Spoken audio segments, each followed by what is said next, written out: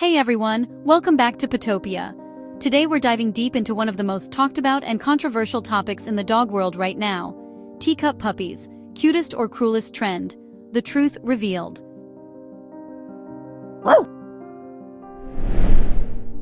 If you've been scrolling through Instagram, TikTok, or even just walking around New York City or Los Angeles lately, you've probably seen them. Those impossibly tiny puppies that look like they stepped straight out of a cartoon.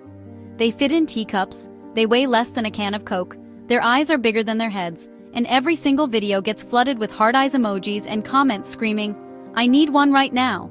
They're marketed as forever puppies, pocket pets, micro minis, and they seem like the dream solution for urban life. Tiny apartments, high rents, strict building weight limits, long work hours, and no backyard. Who wouldn't want a dog that literally fits in your handbag, never grows out of the cute puppy phase, and looks like a plush toy for its whole life? But here's the part most people never see. Behind those viral photos, those heart-melting reels, and those sky-high price tags, there is a much darker reality. And it's not just a few bad breeders, it's the entire system that creates these dogs. So in this video, we're going to break everything down honestly, step by step, no sugarcoating, no fluff. We'll talk about what teacup actually means and why it's not a real breed standard at all. No major kennel club in the world, the AKC, UKC, FCI, none of them, recognizes teacup as anything legitimate. It's purely a marketing term invented by breeders to sell extremely undersized versions of already small toy breeds.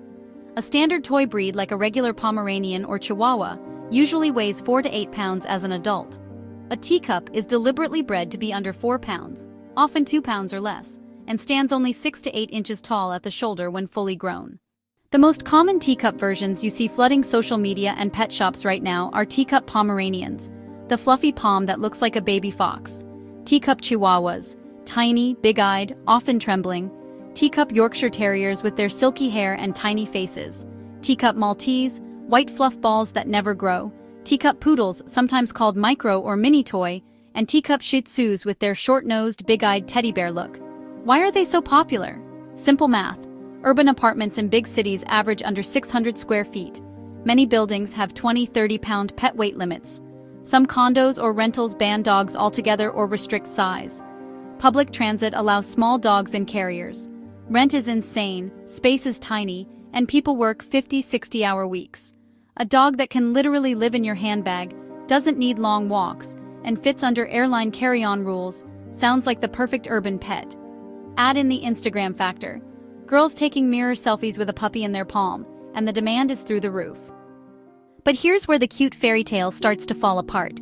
To produce a dog that small, breeders have to push genetics and animal welfare to dangerous extremes. There are 3 main methods being used right now, and none of them are kind. The first is runts-only breeding. Breeders keep selecting the smallest, weakest puppies from each litter, the runts, and breed only from them, generation after generation. Over time, this concentrates the genes for tiny size, but it also concentrates genes for poor bone structure, weak organs, low immunity, and every other health defect you can imagine. The second method is deliberate dwarfism. Some breeders intentionally use dogs with genetic dwarfism, either pituitary dwarfism or chondrodysplasia, which causes stunted growth. These dogs often have severe skeletal deformities, organ underdevelopment, and dramatically shorter lifespans. It's not cute tiny, it's a disability being bred on purpose for profit. The third and cruelest method is starvation and premature breeding. The worst farms breed females when they're still puppies themselves, as young as 4 to 6 months old, feed them as little as possible during pregnancy to keep the litter small, and sometimes even separate puppies from their mothers too early. These practices create fragile, underdeveloped puppies with lifelong organ weakness, immune problems, and emotional trauma. All 3 methods produce dogs that look like eternal puppies, but pay a devastating price. Now let's talk about the health reality, because this is the part every potential buyer needs to hear loud and clear. Teacup puppies don't just have a few issues. They are walking collections of preventable suffering. Vets across the US, Canada, and Europe see the same long list of serious, often lifelong medical problems every single week in these dogs.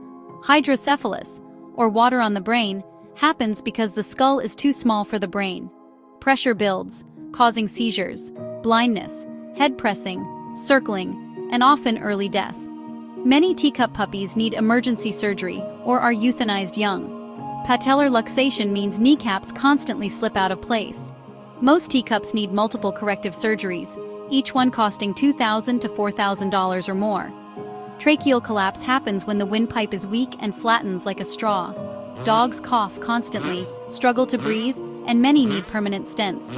Congenital heart defects mean tiny hearts can't pump efficiently. Congestive heart failure shows up in the first few years of life. Portosystemic shunts, or liver shunts, cause blood to bypass the liver so toxins build up. Symptoms include stunted growth, seizures, and neurological issues. Lifelong meds or major surgery are required. Severe dental disease comes from tiny jaws with crowded, misaligned teeth that rot fast. Many lose most teeth by age 3 or 4. Hypoglycemia causes low blood sugar crashes, especially in puppies under 2 pounds. It can lead to seizures, coma, death if not caught fast.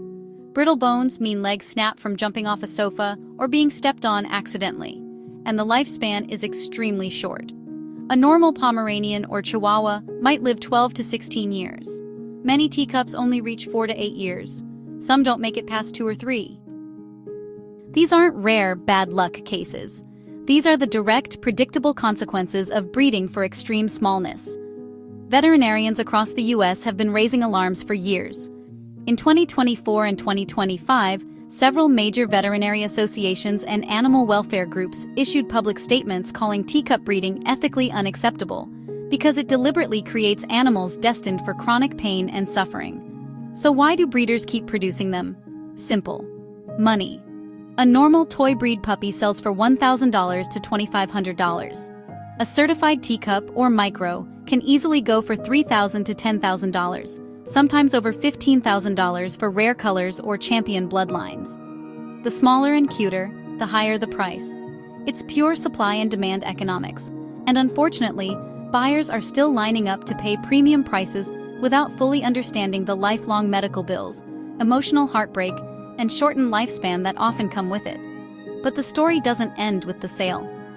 Many of these dogs end up in rescue centers, being surrendered, or worse. The puppy that once fit in a teacup grows into a fragile adult with chronic pain, expensive vet visits every few months, and special needs. Some owners can't afford the care. Others can't handle the heartbreak when their forever puppy passes away far too young. Rescue groups across the U.S. are seeing a steady rise in surrendered teacups every year. Dogs who were impulse buys that became medical and emotional burdens. So what should you do if you're still dreaming of a tiny dog? First, run from any breeder who advertises teacup, micro, mini, pocket, or forever puppy. Legitimate breeders focus on health, temperament, and proper breed standards, not extreme smallness. Second, seek reputable ethical breeders who health test parents, OFA hips and elbows, surf eyes, cardiac screening, DNA panels for common issues, and let you meet the mother and puppies in their home environment. Third, consider adoption first.